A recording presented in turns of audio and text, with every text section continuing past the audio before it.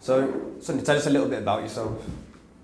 Okay, so I'm 22 from Tamworth. Lived there pretty much all my life. Literally normal upbringing, went to school, same as everyone else, and then during school I started working a few jobs just with my dad in construction, day-to-day labouring, pretty much nothing crazy really. And then from there went to sixth form, but then ended up dropping out, and then that's kind of where everything really kicked off for me, and I sort of started to get into business and everything really. Cool. So, was there anything in your childhood that actually made you want to become an entrepreneur? I suppose it was a mixture of a lot of things. One of my uncles does really well, and as a kid I always enjoyed seeing his cars and stuff like that. So I suppose things like that, and then just generally watching people online, people I wanted to be like, things like that I would say. But I always had the thought in my head that I knew I was going to do something, so I always knew I was going to do something good, but I didn't know what it was or how I was going to do it. Yeah, that's what I like, to be fair. Everyone I meet who's got a business or an idea of a brand or a TikTok account or anything like that, everyone's kind of got that in common. As in everyone has something in the background of growing up that makes them realise, I don't want a 9 to 5. That isn't for me. Yeah. Like, the money isn't great in it, fair enough if someone wants to do it. 30 grand a year is still quite a good wage, obviously 30 grand, but it's not what I wanted, what you wanted, and a lot of entrepreneurs wanted at all. Definitely not. I think as well, it's like a lot of people I've spoke to as well, when they were younger, you can't explain what it is, but you just know that you're meant for more than just that. I think that's a big part. So moving into when you started your first business, what was like the planning? Did you have like a plan for what you wanted to do, or did you just know, I want to start a company, I don't know what? What was like the plan behind that? I think, as I said, I never really knew what I was going to do, and I spent a lot of my younger teenage years figuring out what I wanted to do. I always wanted to be a footballer growing up, like a lot of people did. But then when I got to 14, 15, I realised pretty quickly it wasn't going to happen. So then I kind of thought, well, what am I going to do from there? And I kind of just fell into everything. I ended up, like I said, I was working construction with my dad, and then I saw potential in that, which led me to meet someone else who I knew was in property.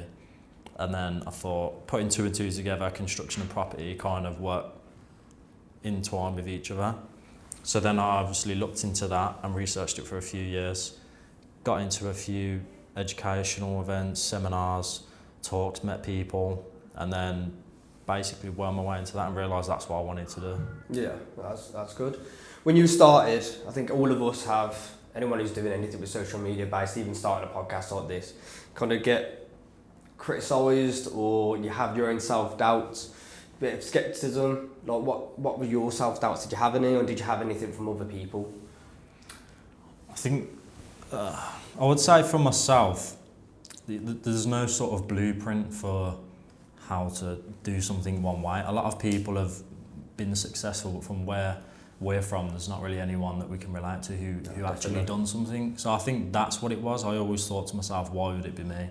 How am I going to be the first person that I know of to really make something of themselves? And I think that's my own self-doubt. From other people, I think people like to talk a good game, and they probably just thought I was doing that the same as everyone else says they want to be rich when they grow up. But realistically, if you don't do nothing about it, you're never going to get there. I do find it funny, because like, there's nothing wrong with obviously working that 9 to 5 job at all, but it's the fact of people, everyone shouts, I want to be a millionaire, I want to be a millionaire, I want to be successful, but doesn't actually do any of the work behind it. Don't sit there for hours and go through their books, or watch them YouTube videos, watch them podcasts, and it doesn't just happen. I mean, even like for us now, we're doing all right, but it's still nowhere near. The ladder is so high that you just got to keep going, and people can't be arsed. That's the biggest part. No one can be arsed. They'd rather be out all the time drinking. Nothing wrong with a beer, but you can't be doing it all the time. Exactly. Partying all the time. No one knows how they're going to get there, and they just think it's going to happen one day, but as many people say, it doesn't happen by accident. You have to actually put the work in and come up with a plan, and that's what I realised I needed to do. I couldn't just say it and it was going to happen. I had to do something to make it happen. 100%. We did kind of go into it a little bit, but saying about like people having your self-doubt and you have other people. Did you have a lot of people that actually like hate on you? Like, I don't know, people speak to you, go like, I'm sure I've had people, I can't say 100%, but he's started a marketing company, he's started a podcast, who does he think he is? Have you had any of that with anyone? Without naming dropping anyone. I don't think I could specifically name drop it anyway, because what I've realised is no one ever says anything to you. No. Everyone always says something to someone else, and it's he say, she say, and whatnot. I don't think I have specifically, but I know I've heard through the grapevine people have said things, and I know people have said things and to each other, and you get to hear about it, but no one specifically said. You always hear it through someone else, isn't it? Yeah, it always is. It's always the way.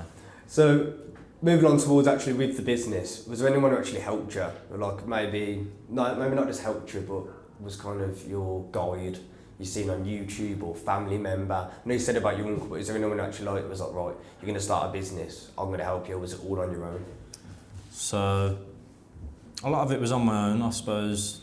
Nothing was going to happen for me, so I did make it on my own, but there was a few people who helped me. I mean, my mum for starters, definitely. She helped me for everything. Anytime I was going to quit, or she would always talk me out of it or help me out, or just the simplest of things, just to take some stress away. She seen what I was trying to do, so I appreciate her for that. And then in terms of mentors and stuff, I think that I watch a lot of people, same as most people probably do, but I think no one's golden, and if you don't like something about someone, it doesn't mean they haven't got some value. Yeah. So what I would do is I would kind of find the best of what people had to offer, take it from them, kind of build myself into what I thought was the best. So I'd say there's a few people.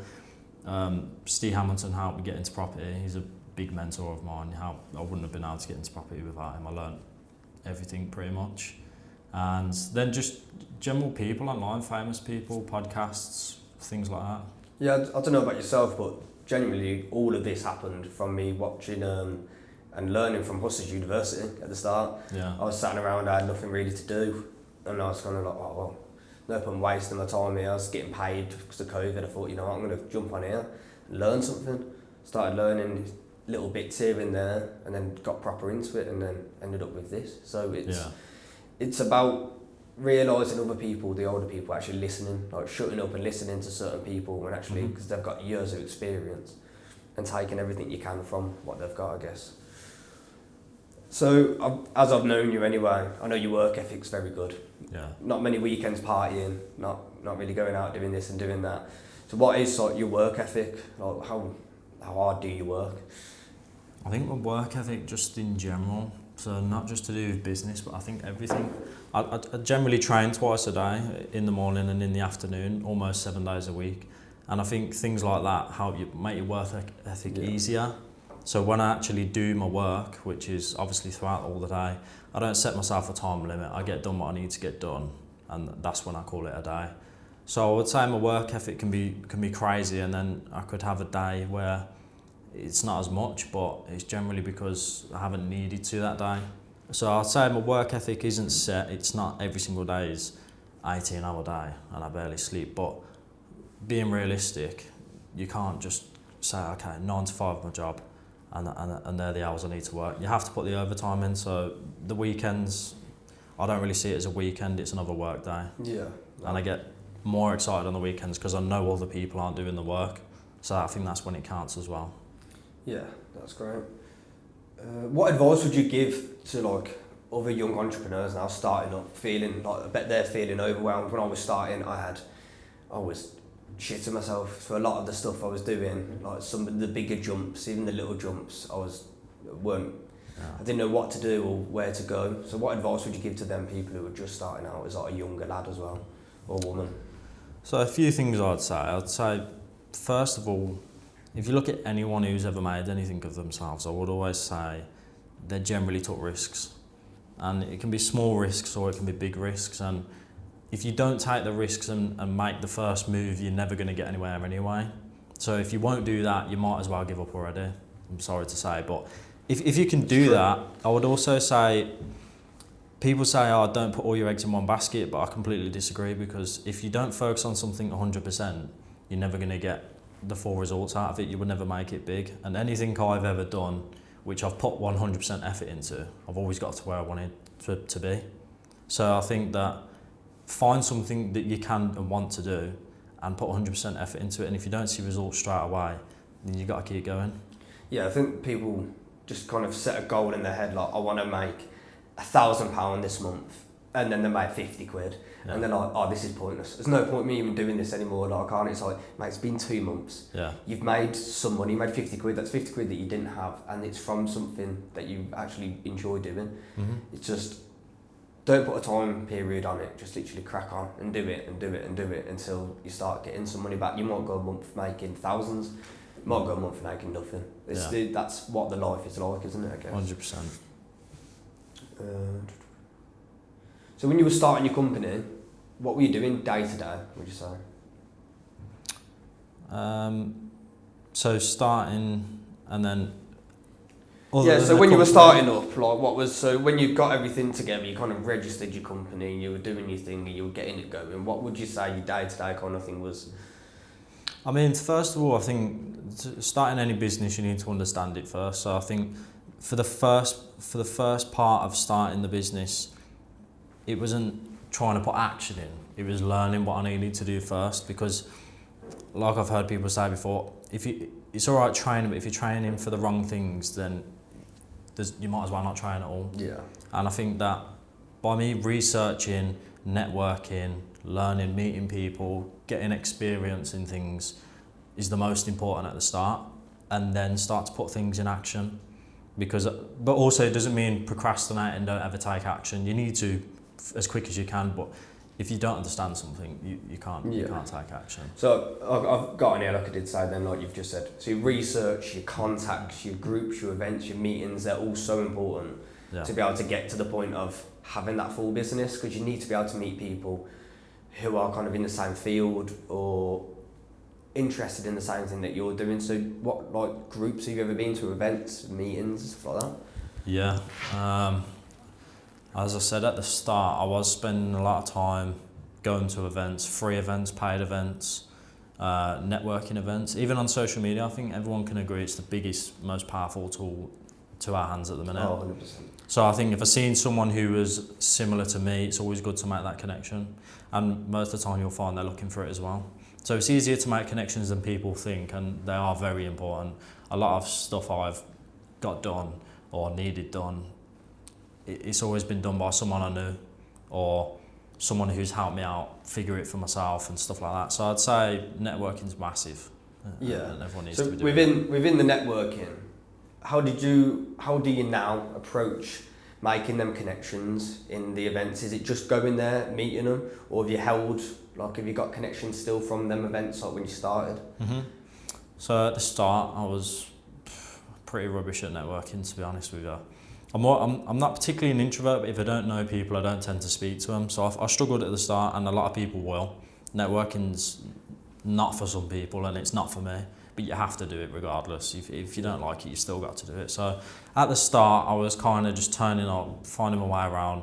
If I got speaking to someone, I would end up just trying to cling with them for the whole time, because I didn't want to go and speak to someone else or approach someone.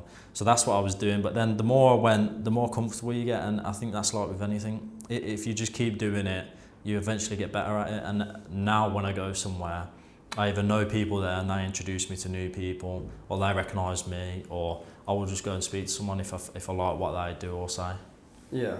So between this, what we've said, it's constantly, it's work to certain people's ears, and it is. We don't have like set days of when we work. It's kind of all the way around the clock. Mm-hmm. Depends when the work needs to be done. Between that, instead of burning out, what would you say? I know you said that you train. So what do you train? You said twice a day. So what do you do to kind of maintain that healthy lifestyle? I think people say you need a work-life balance, but I don't really particularly think that's true. I think you just need to know when you need to take a day off or something like that. I wouldn't even say a day off, but something just to enjoy yourself, just to break up the day or the week. I'll always do something like that. I like to go for food, I like to go on a drive or do something, but I enjoy my training anyway. I play football 3 times a week and do boxing. They're like my second sessions and stuff, and I enjoy doing that. So for me, that's my break, but for other people, it doesn't matter if you spend, an hour here or there doing something you enjoy doing. And I think that'll break it up. If you're the kind of person that feels like you need to work 5 days a week and then have the weekend off to reset, then I don't think you're cut out for it regardless. That's just what I would say. Yeah. So what would you say is some good growth tactics as a younger entrepreneur that would you be like the most effective for business at the start? For growing your company at the start, yeah, the growing tactics behind it. The most effective. Okay. That's a good question. I would say networking first and foremost, learning what you need to do and how to do it, and then trying to just take action and do baby steps. I think that doing small, you can get involved in most businesses without having to take the full leap. You can collab with someone, you can do things like that and learn from someone else. You need to learn from someone who's already doing what you're doing. So I think that's the easiest way to grow your business without completely ruining yourself. I've done a business before where I have jumped straight in without knowing anything and it's just completely fell apart. And I think that to grow your business, you need to push it on social media, push it to the people that you speak to, day-to-day people, and just get it out there that you are doing it and make it known that you are doing that business. Because if no one knows, it's irrelevant. Exactly, we literally spoke about social media being the biggest, like how powerful a platform. Yeah. It's so easy just to make a couple of photos, take a couple of photos, post here, post there, post like every single day. Yeah. People will start to learn. Like I remember at the start when I was posting it, people were kind of like, what's this that you're doing? Now I'll go out and people come to me and go, like, you own Cliff Marketing? Like, I've seen Cliff Marketing, and then I've started advertising the podcast and people already have gone like, you're starting a podcast. It's interest you want people to know because everyone knows someone. So if anything ever that you're doing can involve them, it will. You've already spoke about collabs. My next question is, if you had anyone in the world that you could collab with right now, who would it be? If you're in your field or as like another entrepreneur? So if we're talking completely out there, someone that I could just collab with in anything, I would probably choose either Elon Musk or Andrew Tate, because they're the two people that I've took the most from. Massive influences. Yeah. Massive influences, and it's not just because of who they are, as in the social presence, but actually if you look into them. What they've actually done. Yeah. People forget about that, don't they? Yeah, they so see I wouldn't Elon. say The Rock, or I wouldn't say, I don't know, Leonardo DiCaprio or someone. It's just irrelevant. Yeah. I like what they do. If you look at Elon, everyone kind of laughs at the fact of what he does on Twitter. Yeah. Taking the piss, doing this, doing that, and then people like they'll say all this and I'm like, yeah, but you need to remember, like, he's a multi-trillionaire for a reason. Mm-hmm. It's not because of what he's posting on Twitter or X now. It's because he's a mastermind behind rockets and stuff like that. You know what I mean? He's and a hard-working bloke. So people need to see past that. So moving to the next question, what would you say is one of the biggest mistakes, or not even just a mistake, a lesson? It's not a mistake, is it? It's a lesson. So what have you learned from that lesson? Okay, so what is my biggest mistake, or just what? Well, yeah, you mistake, but you did that and gone right. A lot of people could have that mistake and go right, I give up. But anyone who I know who's in the same field would go right. I've learned from that. I took a loss in money. I took a loss in time, but I've learned from that, and I'm just going to take that on to my next. There's a lot, to be honest. Probably the biggest one I took was, I think, is the old saying, if you don't prepare, you're prepared to fail, or whatnot. And I bought a business being impulsive, and I didn't know what I was doing getting into that business. And it ended up pretty much falling apart. Luckily sold and broke even, but the thing is, there was a lot of time, effort, money, and stress gone into that business that ultimately went nowhere. And I bought that off the back of not really knowing anything about it, and I thought it was going to be straightforward, but you need to make sure you know what you're doing. Never ever straightforward. No. So, is there anyone who's gave you like a big word of advice? Like I said, if it's been at these meeting events and stuff like that. Cause personally, when I went to an event in London, I met a couple of people there. They gave me some advice, and it's still stuck to me now. So, if there's one single most impactful piece of advice, can you remember it, and what would it be? I'm sure there's a few. One that always sticks with me is the sum of the 5 people you hang around with. I know that very well because there's a lot of people I've hung around with who are no longer associated with me anymore, but they were definitely probably the biggest player in pulling me back from what I was willing to do. Luckily, I learned that quite young, so as soon as I hit like 20, 21, that's when I completely cut it off. And I was always trying to, and I was always distant from them, but the thing is, if they're still in your life in some way, they will find a way to bring you down. Whether they intentionally do it or not, it's irrelevant. If they're doing it, they need to be gone. And it's hard for sometimes the people you went to school with, grew up with, anything like that, but they just need to be gone. And if they're not going to matter in 5 years, then pointless. Is it? I've found with a lot of people from school and stuff, they've seen now what I do, and it's kind of looked down. The fact of in school, I might not have been the brightest spark and being able to like get the best grades, but I found what I wanted to do. I've grinded at what I want to do, and it's paying off now. So I find that some people in school are the ones that actually look down the most. 100%. We spoke a lot of negatives and a lot of, not so much negatives, but the hardship of what an entrepreneur can be as a younger person. But is there any like a massive highlight that you've had that is like stood back and gone, maybe your car, for example, or something, gone, you know what, I've grinded my ass off and I've got that. That was on me, that was. Yeah, I think when you've got your head knuckled down and you're working so hard on things move such fast pace that you kind of forget to realise what you've done and appreciate the hard work you've put in, and it's just like, okay, what's next? Okay, I'm very much like that. So even if I do buy a car or I buy something nice myself, go on a holiday, I don't particularly take it in the moment. For me, if I do go on a holiday, I tend to actually reflect on what I've been doing. So I recently went on a holiday and I thought, you know, I've achieved this and this. And that's when you can kind of not let yourself go, because I still work when I'm on holiday, but you kind of got that time to sit and do nothing sometimes. And probably my biggest achievement was when I bought my first house, but I didn't really realise it at the time, which is what I'm trying to get at. But looking back, I was 20 and I bought my first house, which is pretty much unheard of. People would do it, but it's a mortgage to live in. But I bought my first house to flip it, renovated it on my own, done the whole process pretty much on my own. And that's probably my biggest achievement, because there's probably not many people who are 30 plus that still even own their own house yet. So yeah, not many. This is the point. A lot of people, especially house prices have gone through the roof, rent's gone through the roof, and these 9 to 5 wages are staying pretty much exactly the same. They might feed you a bit, going, oh, we're putting it up by a little bit, but then a chocolate bar was 50p, that's a quid. It's, you're not making that money the same.